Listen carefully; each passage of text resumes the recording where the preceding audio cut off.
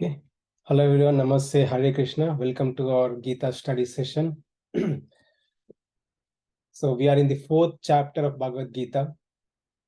This chapter is titled Transcendental Knowledge. In the previous chapters, for the new participants, I'll give a quick glimpse of what happened in the past in the previous chapters, first chapter, second chapter, and third chapter. And we'll see the fourth chapter today.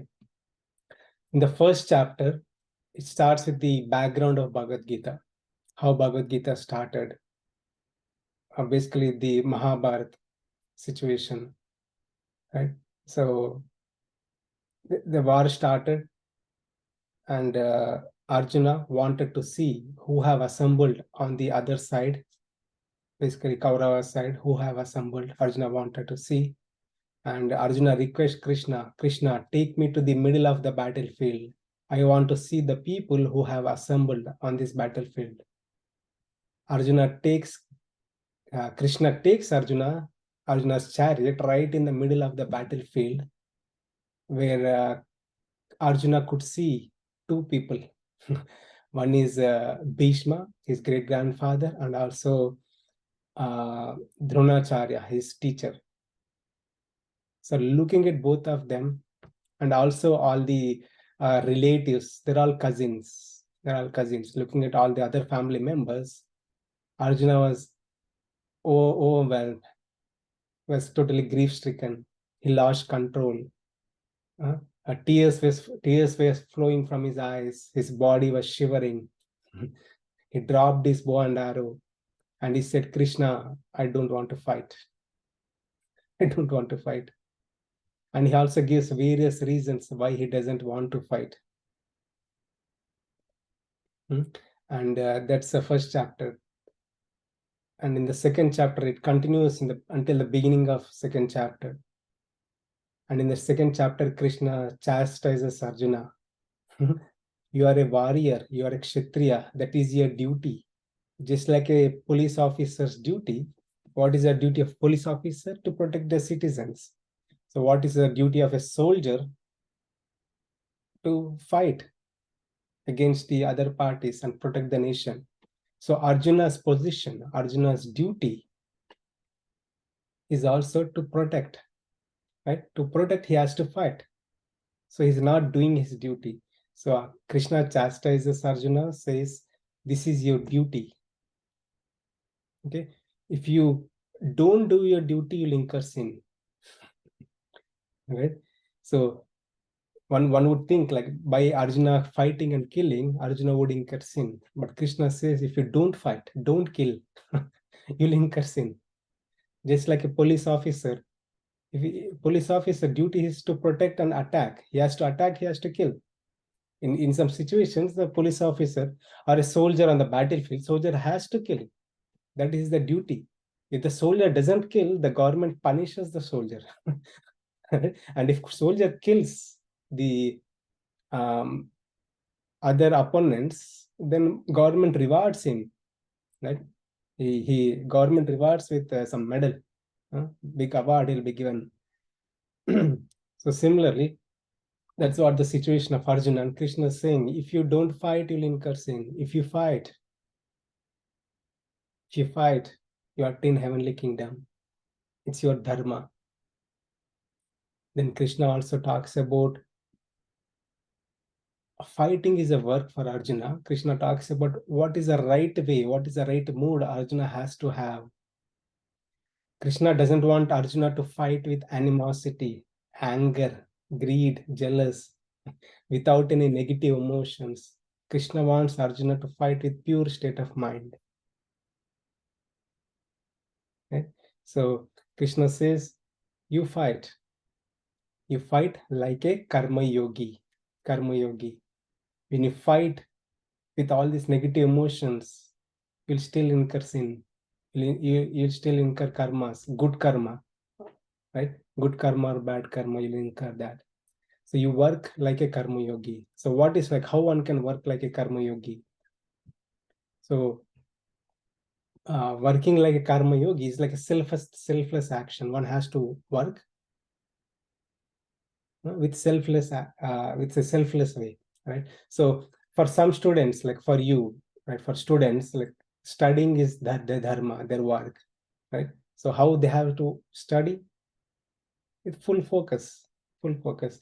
For a person who is working in an IT department, right? So he has to work with full focus and full attention. He should not think like why my boss is giving me work.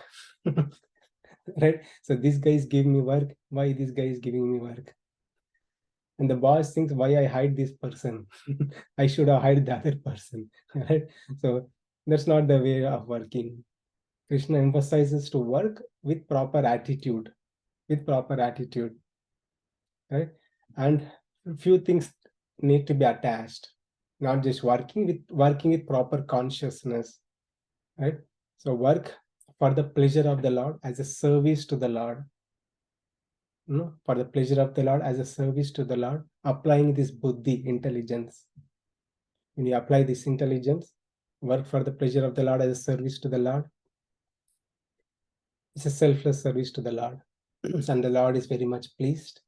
And that is the art of working. That is karma yoga. That is the art of working. That's what Krishna says, to fight with proper knowledge. So that is buddhi yoga. He teaches buddhi yoga or karma yoga, nishkama karma yoga. So when Arjuna fights, and when Arjuna takes up this nishkama karma yoga and practices, he will eventually come to the stage of a self-realized soul, a sthita prajna. And Krishna talks about karma yoga to a sthita prajna, self-realized soul. So that is second chapter. In the third chapter, Arjuna thinks his goal, his purpose is to attain self-realization. Why can't he go to forest and practice that? Why he has to work? Then Krishna talks about the importance of working in the third chapter, right? So in this creation, everybody has to work. No one can escape from working. Even God also works. If Arjuna is qualified for karma yoga, Arjuna thinks he's not qualified to work as a karma yogi. Karma yogi with proper consciousness. If he thinks he's not qualified, if he's not practicing that, Krishna says, take the other option. Easy option is to follow your dharma, do your duties, be a karma kandi. That is the one phase Krishna goes. Another phase Krishna says, even if you qualified to be a self-realized soul, you still have to work to set an example. So we looked at that in detail in our previous sessions, right? And and towards the end, Arjuna asks this question to Krishna. Krishna, I want to take up spirituality. I want to practice, but there is a force which pulls me away. What is that force? Then Krishna says that force is lust, the hankering for material enjoyments. That is the one which pulls us towards wrong directions, right? And Krishna says towards the end, the culprit is mind. Focus on the mind. Conquer this mind with spiritual intelligence by learning Bhagavad Gita, practicing what had been taught in Bhagavad Gita, applying spirituality in your life. Spiritualize your mind, spiritualize your consciousness. This hankering will naturally go away. Naturally go away. So that ends the third chapter. And in the fourth chapter beginning, Krishna is looking at Arjuna. Arjuna is looking at Krishna.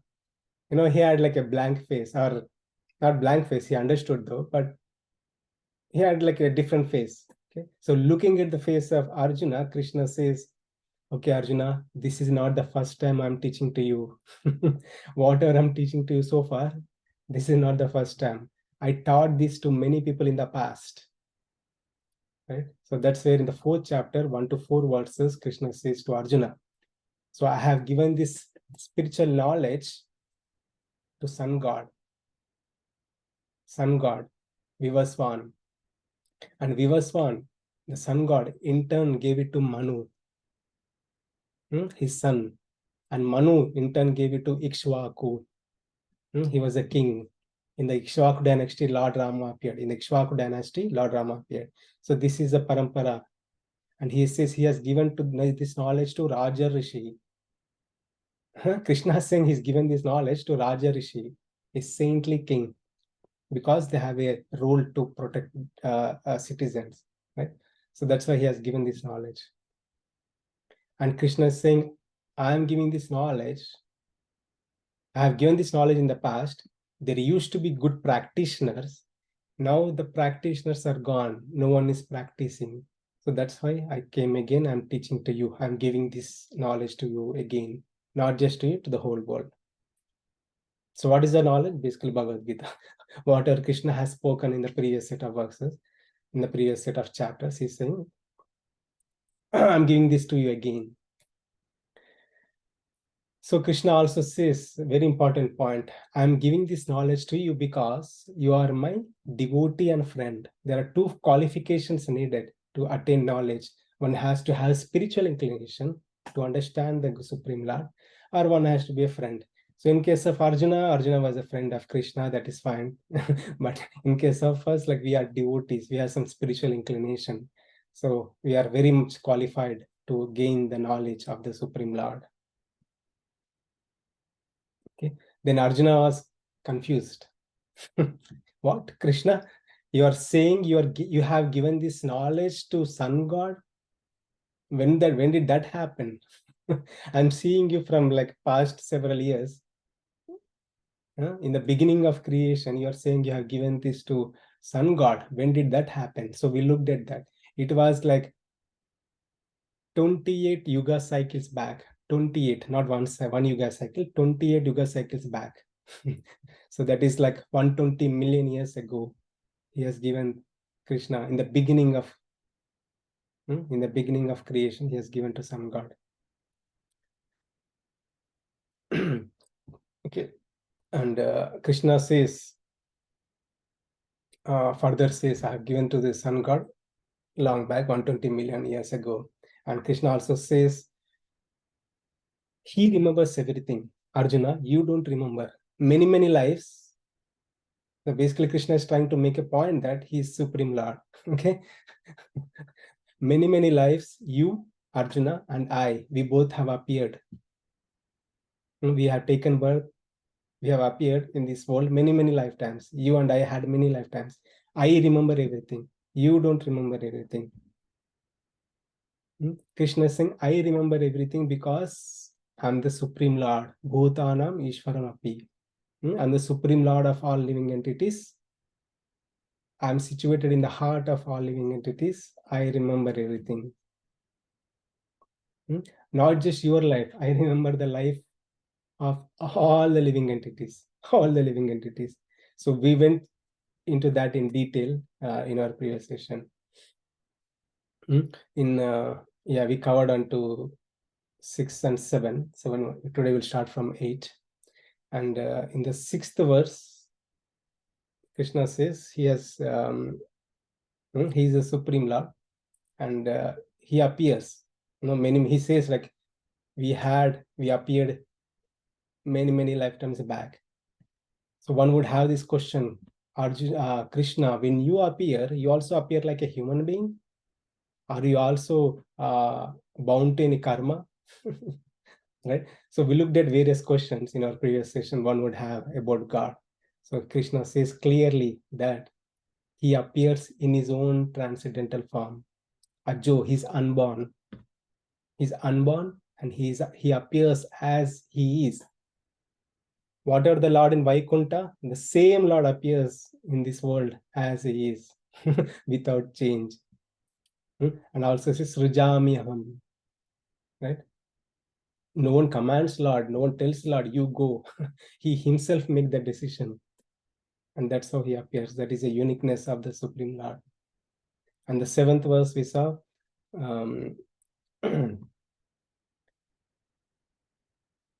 this verse, right? Yada yada hi dharmasya. Krishna talks about the time and the circumstance, place when he where he appears. Right? So when there is a decline in dharma, Dharma means like people are not practicing anything. Humans are not living like humans. Humans are not living like humans. Okay, there is so much disturbance in the law and order of the society, right? And there is a decline in religious practice and inclination in adharma, like evil forces. Evil forces. Evil forces are creating problems to everyone everywhere. Right? He says, Surjamiham, I appear. So we looked at when Lord appears, we looked at different avatars in our previous session. We went through in detail. So, okay. So this is a verse for today.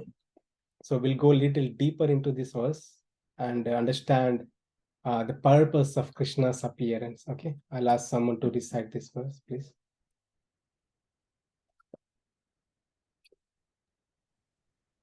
Hare Krishna Prabhu. Paritranaya sadhunam vinashaya cha dushkatam dharma samsthapanarthaya sambhavami yuge yuge. To deliver the pious and to annihilate the miscreants, as well as to re-establish the principles of religion, I myself appear millennium after millennium. Thank you, Prabhu. So here Krishna is saying, he's giving three more reasons now why he appears, right? Paritranaya sadhunam, to deliver or to protect the devotees, saintly people. Vinashaya cha dushkritam, to annihilate the demons, demonic people, right? Dharma samsthapanardaya, to re-establish the dharma. If people are not practicing anything, he comes and he enforces, he makes the system again for everyone to follow. Sambhavami yuge yuge. It comes like millennium after millennium, millennium after millennium. So we'll go a little deeper into this. It's very beautiful verse. So in every house in India and everywhere, people know this. It's very, very famous verse. Very, very famous verse. Everybody knows this. Yada yada hi dharmasya glanir bharata and paritranaya sadhunam vinashaya cha dushkritam. Everybody knows this verse. So nowadays, in people, mostly like if someone dies, right, at their home, someone dies, it's very disgusting. Like people are putting Bhagavad Gita there. I mean, that's good though. That's good. At least they're hearing Bhagavad Gita. But that's not the only time we have to hear Bhagavad Gita, right? Now in many places, people put Bhagavad Gita, and mostly people hear only this section, right? They want to hear like when Lord appears and why the death happens. So these verses are very famous verses, and we'll try to analyze. We'll go in detail. So I'll give the two explanations. One is a high level explanation, and one is a deep level explanation. Okay, it's very beautiful verse. So let's look at it. So to protect the righteous, to annihilate the wicked, and to re-establish the dharma. Three reasons he given. Okay, so we look at the example on the left side of the picture. You can see, right? So here sadhunam, paritranaya sadhunam, to protect the sadhu. So in case of this incident, right, Lord appeared as Narasimha. He killed Hiranyakashipu and he protected Prahlada, right? So in case of Prahlada is a sadhu, a devotee, a saintly person, right? And Dushkritinam is this a demon, right? Hiranyakashipu. He was creating so much havoc in the whole universe, right? So in case of, this is in Satya Yuga, right? Saintly people and demonic people were two separate people. But in this Kali Yuga, saintly people and demonic people are in the same person, same house, right? But anyway, so we can see one meaning of it, like, yeah, Lord appeared to protect this Prahlad and to kill this Hiranyakashipu, right? Because he's a demon. And also re-establish the dharma. That is, Hiranyakashipu was creating so much problem. Lord Narasimha appeared and he re-established everything. He enthroned Prahlada as a king and successor, and Prahlada ruled nicely. Right? So in case of in this pastime, right? So many demigods, they approached Lord in Vaikunta, hey Krishna, Narayana, Vasudeva, please come to protect us. Please come to protect us. So at that time, Supreme Lord said, I'll come. Time has not come, but I'll come. So what's happening that time? So this Hiranyakashipu was creating so much big problem in the universe. He's creating so much disturbance in the whole universe. At that time also Lord says, wait, मैं आऊंगा. I'll come, I'll definitely come, मैं आऊंगा. But he just waited. So what was the moment he waited for? He just waited until the time whenever Hiranyakashipu started giving problem to this Prahlad. Okay? So that's what Lord says. Whenever my devotee is being tormented, my devotee Prahlad, whenever he's being tormented, that is the time I'll come. You wait, don't worry. That's what he sent. That's what he said and sent this demigod. So that is what happened. So when his devotee Prahlada was being tormented by this Hiranyakashipu, then the Supreme Lord appeared just for Prahlad, right? Okay, so that is a one side of it. We'll go little deeper now. Okay, little deeper. So to protect the righteousness, I mean to protect the righteous people, to protect his devotee. So this also means, so we need to understand a little bit about Lord's omnipotency. He is the Supreme Lord. He can destroy Icha Matrina just by thinking. Just by thinking, he can destroy the whole universe. What to speak about this tiny insect like Hiranyakashipu? It's nothing. Right? Hiranyakashipu is nothing for him. He can destroy just by thinking about Icha Matrina, he can destroy. Or he can send his weapon, Sudarshana, right? Or he can empower some X person and he can send. Lord could do anything, but he still appeared. Why? Just for the sake of Prahlad. Prahlad couldn't wait the separation of Lord Narsimha, Lord Narayana. So Prahlad moved and emotion because he was seeing the presence of Supreme Lord in everywhere and everything. When he's looking at a toy, when he's looking at a toy, he was seeing the Supreme Lord. When he was looking at the house, he was seeing the presence of Supreme Lord. When he looked at this pillar, Hiranyakashipu asked, "In this pillar, your Lord is present." So he was looking at the presence of Supreme Lord in the pillar also. Right? So when the Lord appeared from the pillar to protect this Prahlad. So that is a consciousness. Lord want to reciprocate the devotion of the Supreme Lord. That is the reason Lord has to come. Right? So simple example, we love our parents, right? We love our parents. Right? We love our parents. So we can make like a phone call. That is option 1. Option 2, WhatsApp call or Zoom call. And option 3, if we really love, we can't wait to meet our parents. We are hankering to meet our parents. We are so much missing our parents. We'll bring our parents here, or we'll have dad, please come here, right, to see me, or we'll go there. Right? So that is a reciprocation. That is the highest reciprocation. And Lord also taking this reciprocation. He himself is coming because his devotees.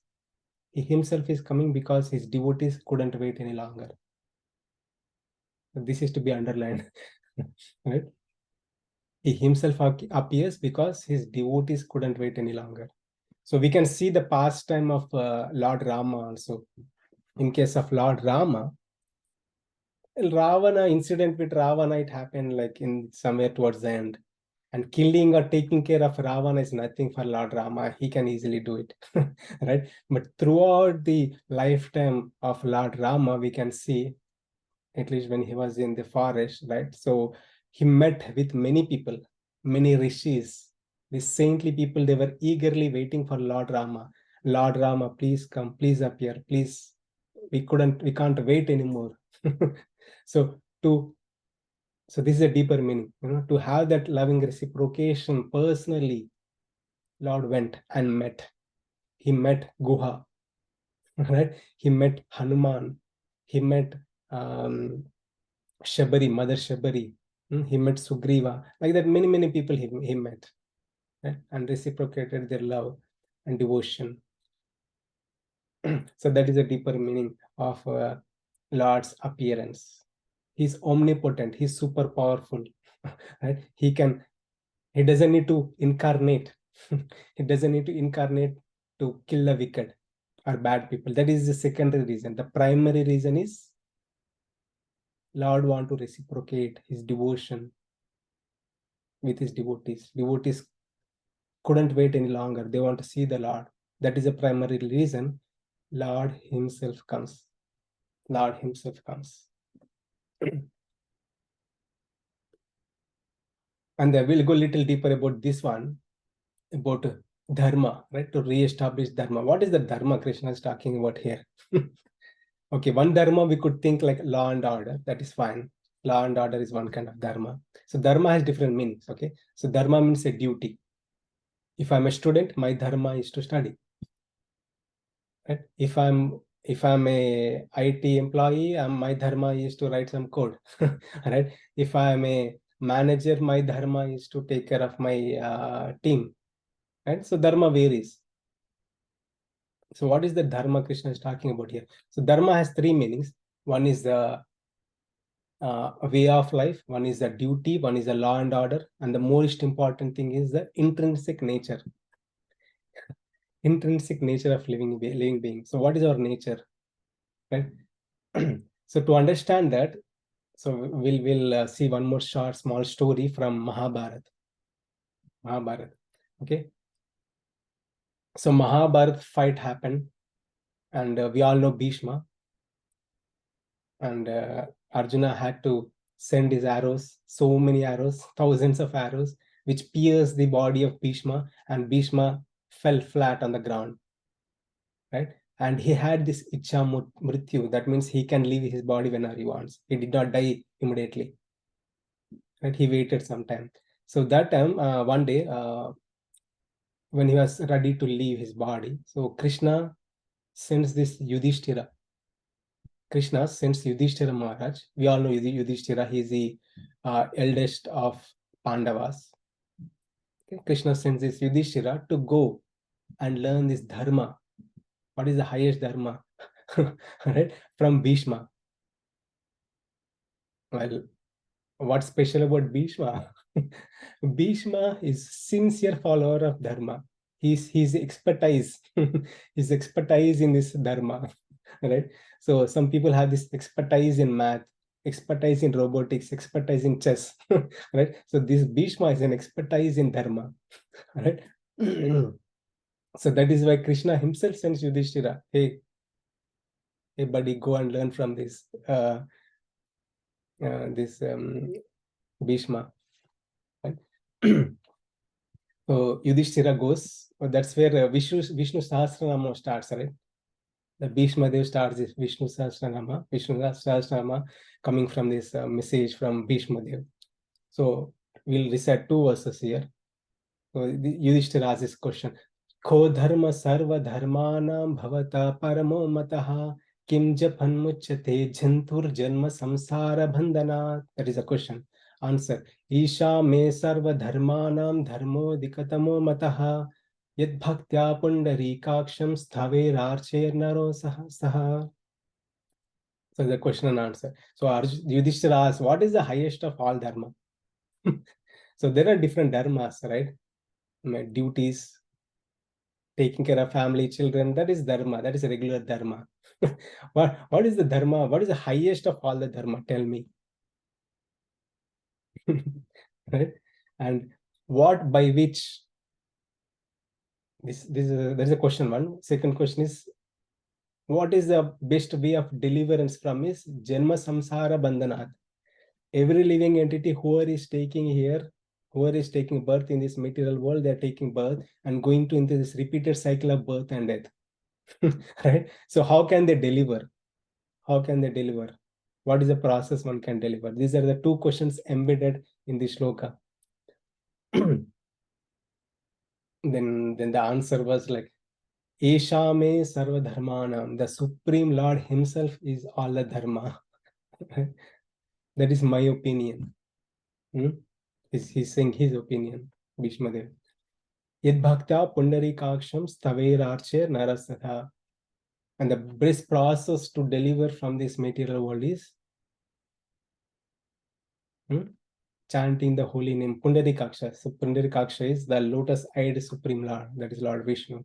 Okay, by chanting the holy name of the Lord, singing the holy name of the Lord, one can deliver. That is the highest dharma. Highest dharma of living entities. So dharma is the intrinsic nature of the Atma. The intrinsic nature of the Atma is to love. So we love and serve. If we love the material things, we'll get attached to the material things. We love the Supreme Lord, or with our intrinsic nature is to love and serve. When we love and serve the material things, we'll get entangled, karma bandhana. When we love and serve the Supreme Lord, I mean, doesn't mean we do nothing. No, we do everything, but with proper consciousness. Love and serve the Supreme Lord, then Janma Samsara Bandhana, we can be relieved from this repeated cycle of birth and death. So here the point here is saying is you meditate on the Nama Rupa Guna Leela of the Lord. So this is one more important point. Lord appears. What is the dharma? We are forgetful about this devotion toward the Supreme Lord. So these are the deeper meanings given by various acharyas. Okay, so people are forgetful about the devotion and love and exchange with the Supreme Lord. There are many people in the past who have exemplified this, like Prahlada, Hanuman, and Shabari, like many people, right? Many great devotees of the Lord. Over the course of time, when people are not practicing this devotion towards the Supreme Lord, he himself appears to re-establish that. He appears to give his name. Lord Rama appeared. Everybody chants Rama, Rama, Hare Krishna, Hare Rama. His name is given. His pastimes are given. He enacted such a wonderful pastimes. His pastimes are also given. His guna. The Lord Rama has Aganita Guna Gana. Right? He has thousands of good qualities for one to meditate upon. That is also meditation. So meditation is not but like sitting, idle mindfulness. People say mindfulness, right? So it's called mindlessness, right? So, so there is a very famous Buddhist Chinese meditation, right? It's basically all this coming from our Patanjali Yoga Sutras from our India only, our Sanatana Dharma only. The modified version is like empty the mind, right? That's a mindfulness. If thought is coming, don't look at the thought. Just let the thought go. Right? Empty the mind as much as we can. Mindlessness. Right? It's not mindfulness. Mindfulness means focus on the mind, let the thoughts go, and that's a mindfulness meditation. And pranayama, various exercises to control the mind and senses. Here it is said the best way. You don't need to work hard on your mind. Just divert the mind. Divert the mind. Listen to the pastimes of the Lord. Listen to the pastimes of the Lord. Listen to the chant the holy names of the Lord. Right? It's a natural diversion. We don't need to work hard to control our mind. It's a natural diversion happens that purifies our heart and consciousness. Okay.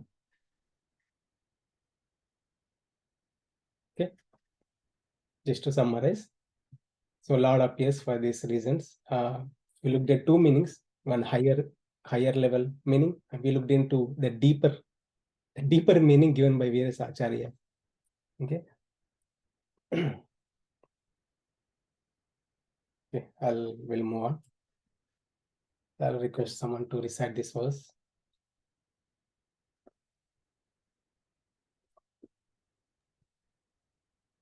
जन्म कर्म च मे दिव्यम एवं यो वेति तत्त्वतः त्यक्त्वा deham punarjanma naiti mam eti so Arjuna. One who knows the transcendental nature of my appearance and activities does not, upon leaving the body, take his birth again in this material world, but attains my eternal abode, O Arjuna.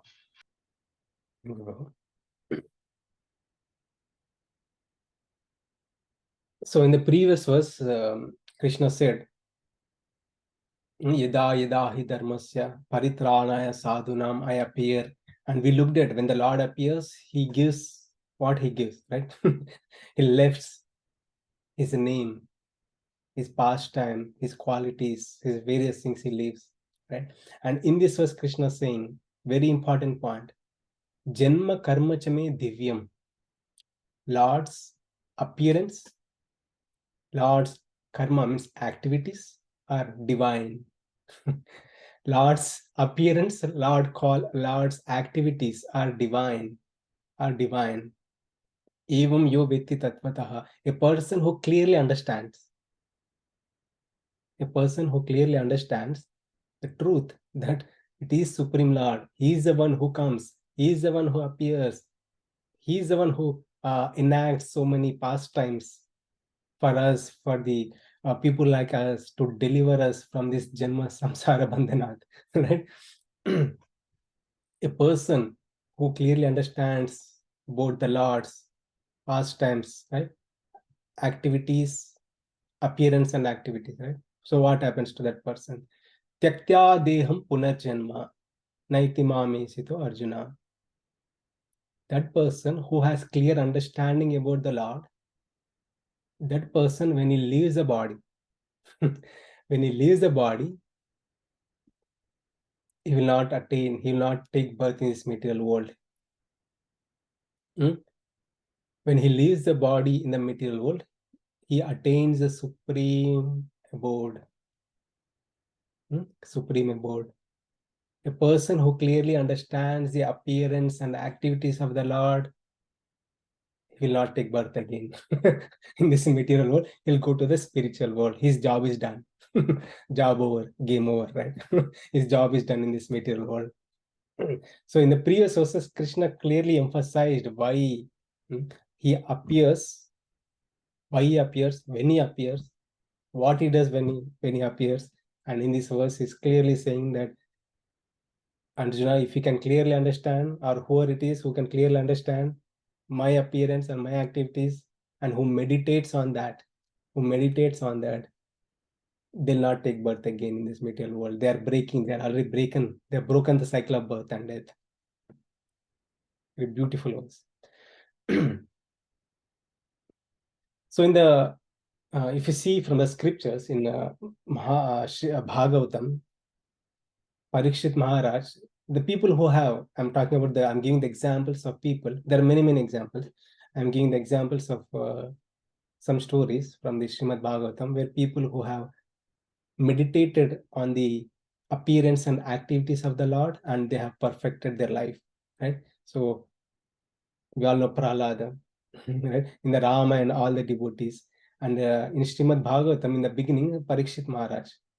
So that is very much relevant to us. So Parikshit, he was a king. He ruled. Parikshit, who is Parikshit, right? So he's the grandson of Arjuna, Abhimanyu, and Parikshit.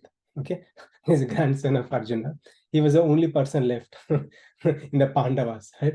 And he was the only king after the Janmejaya born. But yeah, so he got a curse accidentally. He committed an offense. He put the snake on a rishi who was meditating. Well, Parikshit wanted some water, right? So he went to a hermitage when rishi was meditating upon. So he really wanted water. He asked, "Hey, rishi, please give me water." That person was, that rishi was in deep meditation. He couldn't attend. He did not respond. And then Parikshit thought it's an offense, so he put the dead snake on his body. I mean, that rishi was in meditation. He did not care. But his son, Shringi, he was playing with his friends. He heard that his father was insulted. Then he gave a curse. he gave a curse to this Parikshit that he will die in 7 days. He will die in 7 days. Whoever insulted my father, that person will die in 7 days. So this Parikshit will die in 7 days. He cursed. So now Parikshit learned that he has an expiry date. So we all take birth. We don't know when we expire, right? There is an expiration date for us also. Just like if you buy a product, if you buy a milk from the store, that also has an expiration date. There are two dates, like one is sell by and one is sell by date, and one is best by, right? Best by and sell by. It's still a date. That means it is going to perish one day. We have to throw it away. So that is a purpose. It is not good for consumption. So similarly, we also have an expiration date. We also have an expiration date. We also will expire. This body will perish, deteriorate, perish, will die, and will go into a different birth. If we have good karma, then we may have a good body, human body. If we don't have good karma, maybe we'll attain an animal body. That's fine. We'll still rotate into this repeated cycle of birth and death. Right? So this Parikshit, he learned that he has only 7 days. He was wondering, what should I do in 7 days?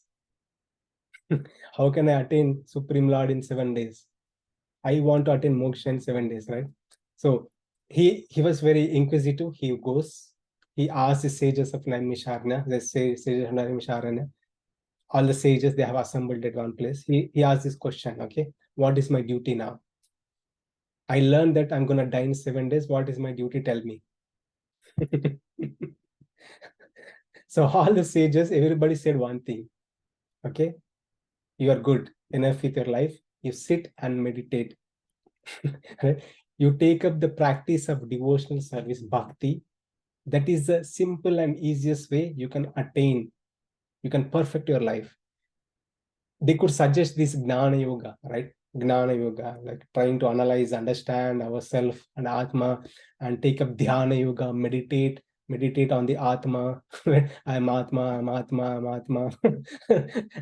I'm not this body, I'm Atma, right? And do the sadhana of Ashtanga Yoga, awakening different chakras within our body. He doesn't have time for that. They could have told all this, but he doesn't have time for that. They said like, okay, for you, simple thing, sit and take up devotional service, practice devotional service, bhakti, and you can attain perfection. And Shukadeva Goswami appeared there, and he also says the same thing, and he narrates the whole Srimad Bhagavatam. So Srimad Bhagavatam is like a PhD study after Bhagavad Gita. So Srimad Bhagavatam is all about the pastimes of the Lord. So you can see in this picture, right? So Lord appears as Matsya, Kurma, Varaha, Narsimha, Trivikrama, Rama, Krishna, various avatars. Like so many pastimes. They're all assembled, gathered together, put together in a story format in Srimad Bhagavatam. Right? So Shukadeva Goswami has given this, like all the glories and pastimes of the Lord. And Parikshit, this is what he did. He heard attentively and he practiced. He attained perfection. So in our case, also same thing. Okay.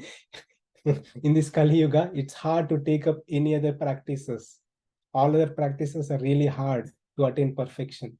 And the simple and easy process to attain perfection in this human life is taking up Bhakti Yoga, practicing Bhakti Yoga. The practice of Bhakti Yoga includes chanting the holy name of the Lord, hearing the pastimes of the Lord, right? That is a simple and easy way. We don't need to awaken our chakras within our body. It's practically impossible in this Kali Yuga. One can try. There is nothing wrong in trying. It's so hard. Right? Even one attains perfection by awakening the chakras, they will still take birth. If you go deeper, that is still not a perfection. The simple and easy way in this age of Kali is Bhakti Yoga. That's why Krishna emphasizes Bhakti throughout this Bhagavad Gita. So that's why Bhagavatam is called Pibbata Bhagavatam. One has to hear, drink through ears, right? So we drink through mouth, right? So Bhagavatam is something which has to be drunk through ears. It's so nectarian. So one can attain perfection. And Parishit Maharaj is example who has attained perfection just by hearing. And there is a famous saint called Surdas, right? Surdas, he was blind, he was born blind.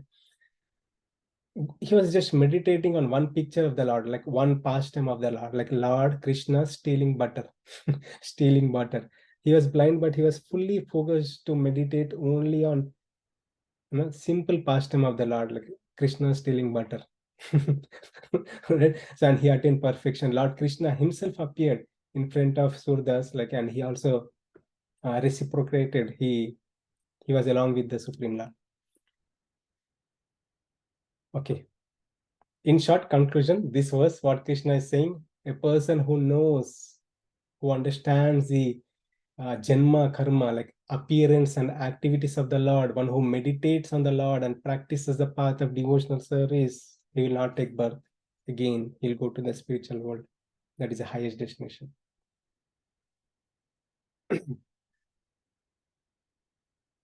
So this is the insight. The real knowledge is the Lord's appearance and activities, and the results of acquiring knowledge is no rebirth, and one will directly go to Krishna's abode.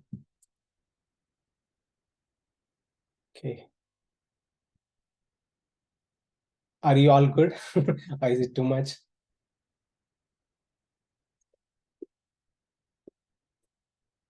You want me to stop here, or you want to do one more verse, Prabhu? Tell me. One more verse, Prabhu. One more verse. Okay. Any others? You can put it in chat, or if it is too much, I can stop here. Sometimes good things are hard to hear, right? So bad things are easy.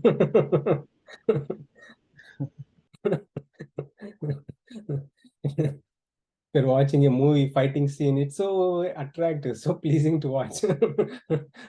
Right? All the movies and many things, so nice, so pleasing to watch. So sometimes like hearing about all these good things are like hard to take. But it's really helps, really helps. And this knowledge stays with them, right? So that's why Krishna says, Swalpamapi dharmasya trayate mahato bhayat. So little bit of advancement, even if you're not practicing, just by hearing, this knowledge stays with us in this lifetime. 1 year, 2 years, yes, this knowledge stays with us. After 10 years also, whatever you're hearing now, nothing goes in vain. Right? Nothing is wasted. All the movie knowledge, everything get wasted anyway. Right? So whatever we hear, whatever we learn here, nothing gets wasted. This helps in our next lifetime also. If we couldn't attain perfection, there is no loss. This helps in our next lifetime also. We can, if we make 50% advancement, we can still continue from 50% and attain perfection. There is no loss. Okay. Okay, we'll do this last verse and we'll end the session. I request someone to recite Sanskrit and English, and we'll end.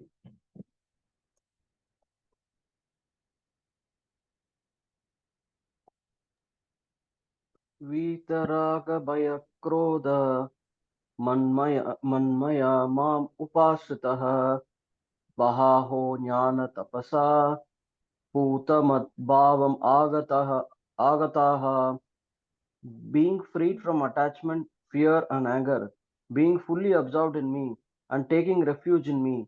Many persons in the past became purified by knowledge of me, and thus they all attained transcendental love for me. So in the previous verses, Krishna talked about himself, why he appears, and the result of knowing that knowledge, one can attain the Supreme Lord. And in this verse, Krishna is saying, when one meditates on these activities of the Supreme Lord, by doing this Gnana Tapasa, many people, Bahavo Gnana Tapasa, Bahavo means many, Gnana Tapasa, by this Tapasa, I'll talk about it in a minute, what Tapasa means. By this Tapasa, by austerity or sacrifice, many people have attained perfection. Bhutamad Bhavam Agata. So they are purified, their mind is purified, their consciousness is purified, their existence is purified, and they attain the Supreme Lord. They attain the pure love of Supreme Lord. How? Just by hearing the activities, appearance, and pastimes of the Lord. And Krishna here in this saying, one will be freed. Many people have attained perfection. So what was the process? The process is Manmaya Mam Upashiteya, always thinking about me and meditating upon me, taking shelter of me. So we'll try to break this. There are so many, like 4 lines in this verse. We try to break this. Okay. So we want to know Lord, but there are obstacles. Right? So these are raga, bhaya, krodha. Raga means attachment or desire. So what is a desire? Desire for material things, like hankering for material things. I want this in my life. I will be happy only when I have this object in my life. Right? I'll be happy only if I have an iPhone 20 in my life. I'll be happy only if I have this person in my life. Right? So continuous desires, continuous hankering. There is nothing wrong in possessing something. There is nothing wrong. One can buy iPhone 20. God is not saying like don't buy iPhone 20. So there is nothing wrong. But there's always a hankering, right? I want more. I want more. Give me more. So that is the desire. That is a culprit that disturbs our consciousness. That is a desire, raga, desire. When one has a desire, attains it. We are desired for this iPhone 20 and we bought this iPhone 20 which is not released, just for sake of saying. Okay, now we have it. When we have that object, we'll be feared of losing it, right? We're so much attached to that object, we'll get this fear of losing it. When we don't have this object, when we don't have the iPhone 20, we are desiring for iPhone 20. When we attain this iPhone 20, and we are like fearful of losing it, and very careful, using very carefully. There's another thing, when someone pulls away this one, steals our phone, we'll go mad. Right? So object here is iPhone. Object could be anything. The hankering for a car, right? Or hankering for a gold, or hankering for a woman, opposite gender, or anything, any object. Right? When the object is not present, we hanker, we desire for that. When the object is present, we are fearful that object will go away. When the object is really gone, we'll go mad. We'll be furious, outraged. Right? So these are the obstacles. With this mindset, we cannot meditate on the Lord. We cannot take shelter of the Lord. One has to be freed from these obstacles, right? So how can we get free? Gnana tapasa. Krishna saying Gnana tapasa. What is tapas? Let's understand tapas for a bit. What is tapas? Tapas is like an austerity, right? If a child is studying for an examination, she has to do tapas. Right? Tapas is not like, rishis are sitting on the forest and that's not the tapas. That is also tapas. Tapas also means sacrifice. It's a sacrifice, right? A child studying for examination, she could do many things. She could watch TV, she could hang around with friends. There are many options available for this child, but this child has chosen, it's a sacrifice of self-enjoyment for a higher purpose. I repeat again, sacrifice of self-enjoyment for a higher purpose. This child is very much focused to study. That is a tapas, gnana tapas, right? To attain the knowledge. So everybody does this tapas. Without tapas, no one can attain anything in this world. If I want a good salary, if I want a good position, right? I need to learn the skill. Practice the skill, expertise the skill. I'll be hired, I'll be given a good salary. So there is a tapas involved. There is a tapas involved. Nothing comes for free. Okay, we have to put our efforts in. Right? So Krishna is saying, many people, they have developed this gnana tapas. The tapas here is they could enjoy many things in this material world, but they sacrifice that to attain perfection, to attain self-realization. They focused on the Supreme Lord. They practice meditating on the Supreme Lord. They have adopted the Bhakti Yoga process.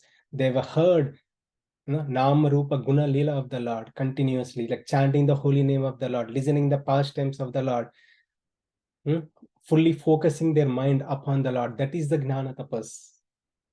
That is the tapas of Bhakti Yoga, right? Meditating upon the Lord. So many people have attained perfection.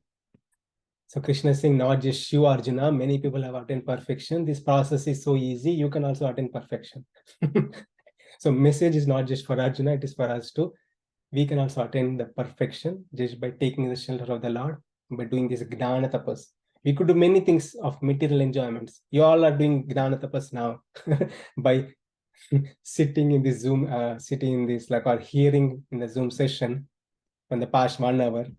It's a tapas, it's an austerity. You could do many things in your life. You could watch TV or hang around with friends or celebrate parties. You could do many things in this world. But you have sacrificed that for a higher purpose. The purpose is self-purification, gaining the knowledge. That's a gnana tapas. We are all doing that now. It's very practical.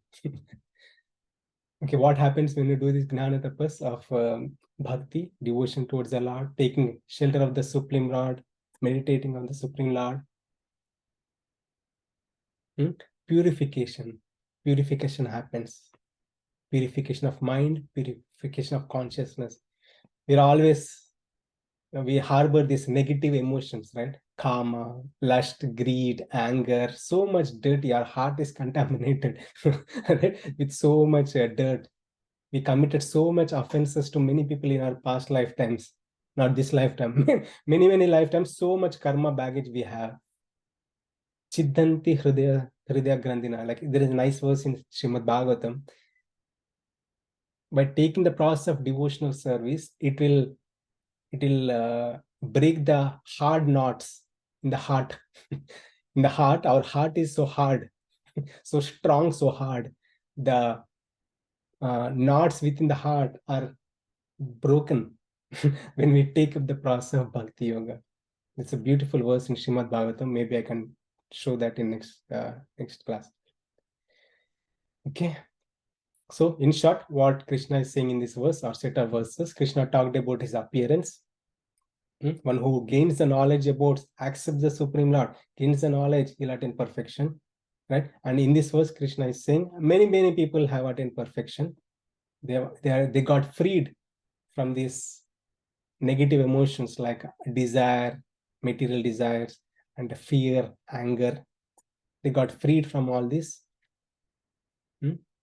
And they got purified, their consciousness got purified. And last thing is madbhavam agataha.